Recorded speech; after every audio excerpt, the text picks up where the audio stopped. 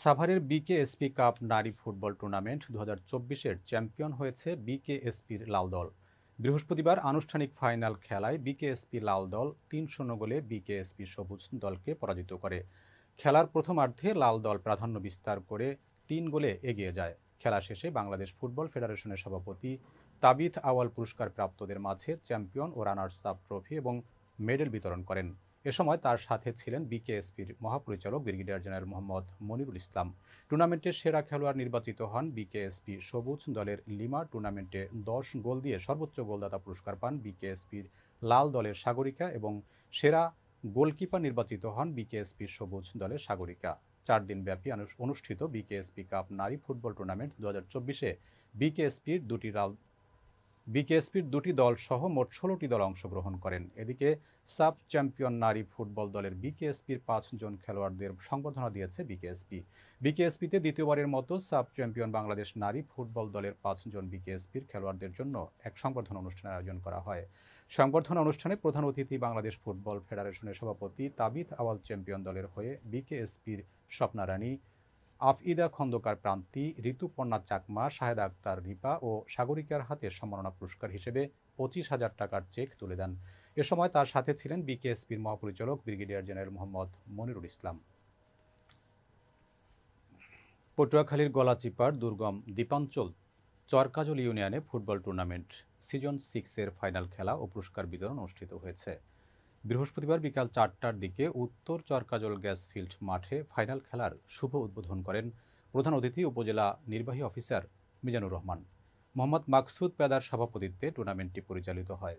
Final খেলায় অংশগ্রহণ করেন চরকাজল ২ নং ওয়ার্ড একাদশ বনাম ৩ নং ওয়ার্ড একাদশ। প্রধান অতিথি বিজয়ী ২ নং ওয়ার্ড একাদশ এবং রানার্স আপ ৩ নং ওয়ার্ড একাদশ খেলোয়াড়দের মাঝে পুরস্কার তুলে দেন। টুর্নামেন্টে বিশেষ অতিথি হিসেবে উপস্থিত ছিলেন চরকাজল ইউপি চেয়ারম্যান মোহাম্মদ হাবিবুর রহমান মোল্লা, বরিশাল মহানগর ছাত্র অধিকার পরিষদের সভাপতি মোহাম্মদ আবু নাইম, জেলা যুব অধিকার পরিষদের সভাপতি মহিবুল্লাহ এনিম, চরকাজল ইউনিয়ন বিএনপি সভাপতি আনোয়ার হোসেন খান, পুলিশ ফাঁড়ি ইনচার্জ মোক্তার হোসেন সহ আরও অনেকে।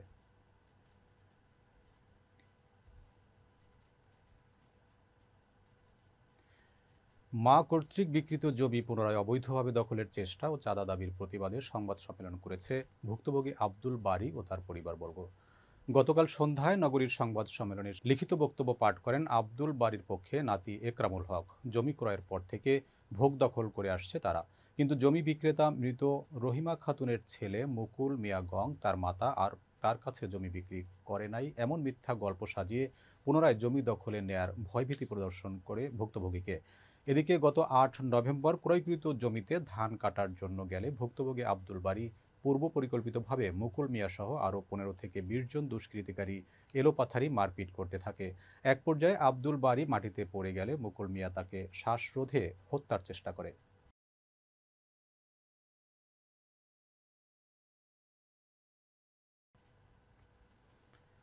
বিপ্লবোত্তর বাংলাদেশে এখনও গণমাধ্যম স্বাধীন নয়, বেরিয়ে আসতে হবে কর্পোরেট কালচার থেকে। ফ্যাসিবাদ মুক্ত গণমাধ্যম প্রতিষ্ঠার কাজ করতে হবে গণমাধ্যম কর্মীদের, এমন মন্তব্য করেছেন আমার দেশ পত্রিকার সম্পাদক মাহমুদুর রহমান। বেলা ১২টায় নীলফামারীর সৈয়দপুর বিমানবন্দরে সাংবাদিকদের একথা বলেন তিনি। মাহমুদুর রহমান বলেন, এখনও ফ্যাসিবাদের প্রেতাত্মারা বিদ্যমান রয়েছে, তাদের বিরুদ্ধে লড়াই করতে হবে। সংবাদপত্র যেন সত্য কথা তুলে ধরতে পারে, এজন্য সরকারকে সহযোগিতা করতে হবে। এ সময় তার সাথে ছিলেন আমার দেশের বার্তা সম্পাদক জাহেদ চৌধুরী সহ সাংবাদিক নেতৃবৃন্দ। এর আগে বিমানবন্দরে নামলে তাকে ফুল দিয়ে শুভেচ্ছা জানান রংপুর সাংবাদিক ইউনিয়ন RPUJ সহ নীলফামারীর সাংবাদিকরা। রংপুর থেকে দৈনিক আমার দেশ প্রকাশনার জন্য প্রেস ভিজিট ছাড়াও শহীদ আবু সাইদের কবর জিয়ারত শেষে তিনি রংপুর রিপোর্টার্স ক্লাবে বিপ্লবোত্তর বাংলাদেশ কেমন সংবাদ মাধ্যম চাই শীর্ষক আলোচনা সভায় প্রধান অতিথির বক্তব্য রাখেন। টাঙ্গাইলের গোপালপুরে শুক্রবার সকালে স্থানীয় স্বাধীনতা কমপ্লেক্সে জামায়াতে ইসলামী বাংলাদেশ গোপালপুর উপজেলা শাখার উদ্যোগে কর্মী সম্মেলন অনুষ্ঠিত হয়েছে। অনুষ্ঠানে জামায়াতে ইসলামী বাংলাদেশ গোপালপুর উপজেলা শাখার হাবিবুর রহমান তালুকদারের সভাপতিত্বে প্রধান অতিথি হিসাবে বক্তব্য রাখেন জামায়াতে ইসলামী বাংলাদেশ টাঙ্গাইল জেলা শাখার আমির মোহাম্মদ আহসান হাবিব মাসুদ। বিশেষ অতিথি হিসাবে উপস্থিত ছিলেন টাঙ্গাইল জেলা শাখার সেক্রেটারি মোহাম্মদ হুমায়ুন কবির, গোপালপুর উপজেলার সাবেক আমির মোহাম্মদ আশরাফ আলী, টাঙ্গাইল জেলা শাখার কর্মপরিষদ সদস্য ডাক্তার অধ্যাপক আতাউর রহমান সহ গোপালপুর উপজেলা ও ইউনিয়ন নেতৃবৃন্দ।